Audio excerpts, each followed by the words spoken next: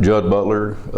live in Windsor, Colorado, kind of do some consulting. Grew up in the industry, been in feed yards 35 years, worked for Five Rivers Cattle Feeding for 24 years,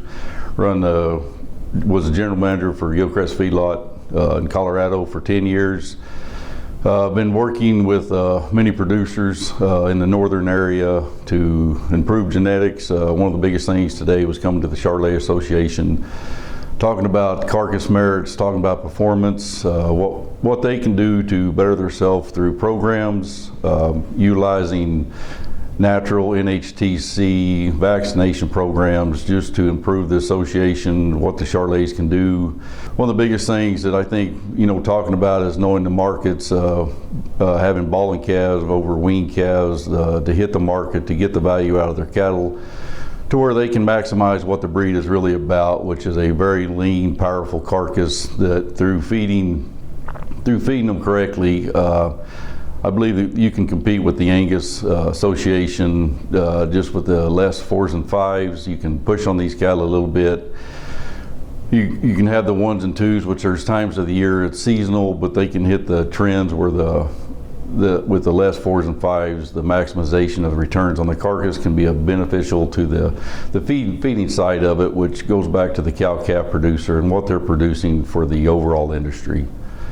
The biggest thing is working with the Charolais Association is improving their choice and prime just a little bit to get it to where it is a little bit more competitive, so that if their opportunity is there to market a little quicker, that they can, versus having to push on them a little bit. The carcass is going to be there, and feeding the Charolais is they're very explosive. They'll put the carcass weight on. And whether you take them up to 1,600 pounds, it's getting them to the optimal size to where the feedlot can maximize their returns from the plant on prime, choice, CAB, and utilizing not having the 4s and 5s. The biggest thing is, I think on the heifer side for me is getting these heifers up to an area, 14 to 1450